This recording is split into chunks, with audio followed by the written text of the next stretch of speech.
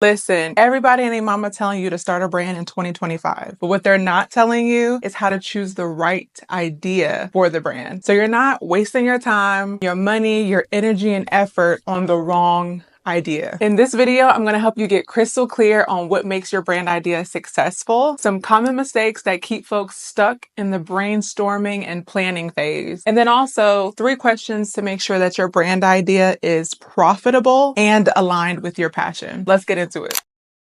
So you have a few ideas for a brand, but you're not sure which to choose. I want you to start by asking yourself these 3 questions. Number 1, do you actually care about this idea? Is this your passion, or are you chasing a particular trend? Will you even be excited about this idea a year from now? And this is going to take some inner work. Ask yourself, is this something that I'm excited about, or this is something that can quickly get me some cash? Because you want to make sure that you're passionate about the thing that you're going to be investing your time and money into. Number 2, does this solve a real problem? This one is probably one of the most important questions out of the 3, because all businesses are problem solvers.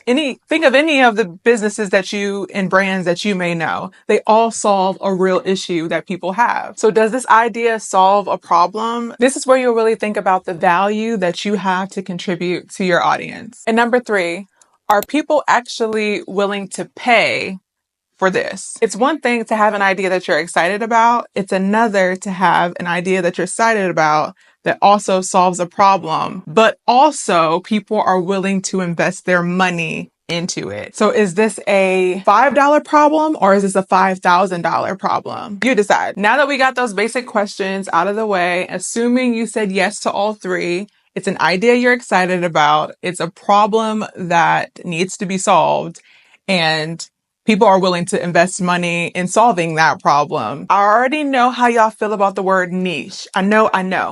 So we're going to call it a sweet spot. Choosing a sweet spot, sorry, will help your brand stand out and attract loyal following. So the sweet spot is simple. It is your passion plus demand in the market plus profitability equals the best brand idea for you. That for you is important, just so y'all know. Another thing you want to think about is broad markets versus niche markets. Let me give you an example. So say you're really passionate about skincare.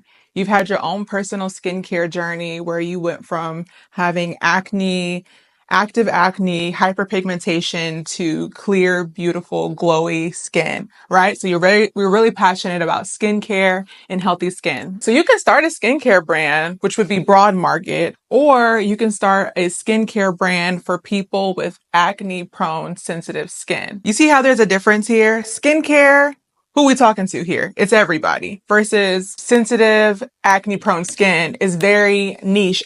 Sweet spot specific, right? You also want to check and make sure that your idea has an audience already. We're not starting from scratch. We're not reinventing the wheel here. We want to make sure that there's actually an audience for what we're trying to create, because how are you going to solve an audience's problem if there is no audience?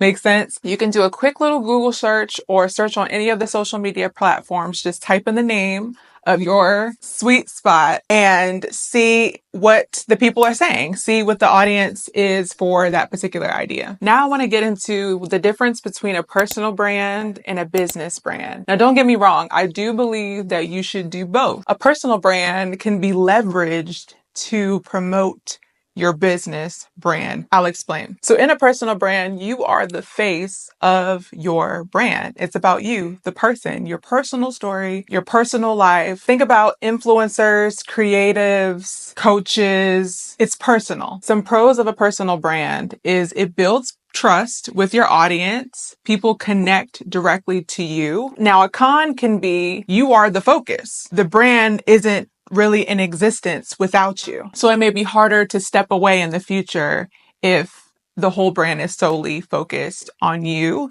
and you are the brand. Now, a business brand is something, it's a name, it's an entity, it's an identity that is completely separate from you. Think Nike, Skims, Airbnb. There's no one person associated with that business. Some pros of this is it's scalable.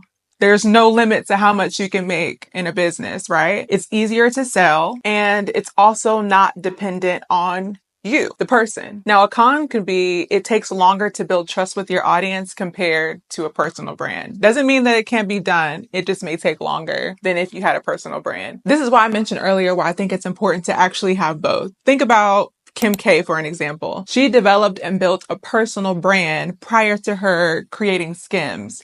And so now when she goes out and creates Skims, it now puts this face, this person you've built trust and influence with this brand that you can now trust and believe like, okay, if this person did it, all the values and foundations that she stands on is going to be infused in the business that comes from her. It makes sense. Or even let's say Rihanna, for example. Rihanna was a musician. She built this personal brand for herself and then goes off to create several other businesses. But because we know and love and trust Rihanna, we'll know, like, and trust her businesses, her fingerprint in the makeup industry, in the lingerie industry, in the skincare industry, hair care, and go on and on. The girl is busy. She's busy.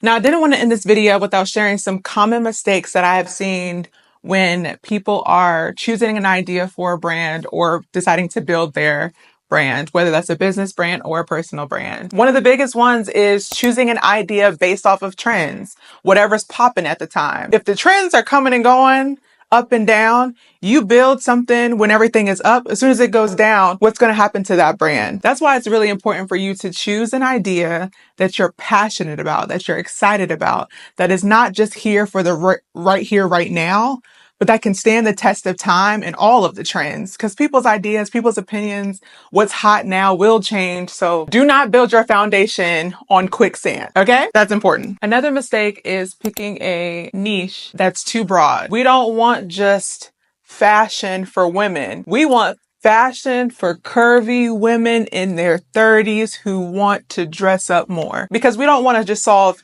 everybody's problem. We want to solve a specific audience's problem with our brand. And lastly, not researching your competition. How are you going to figure out how to differentiate yourself from everybody else out there, being unique, different in your own way, if you don't research to see what's already existing out there in your specific industry? So make sure you research your competition before you just put your thing out there and you are mimicking what you see other folks doing already. I hope this video brought clarity to you when it comes to picking the right idea for your brand. Let me know in the comments what you're thinking about, what brand you're thinking about starting, and I will see you guys in my next video. Peace.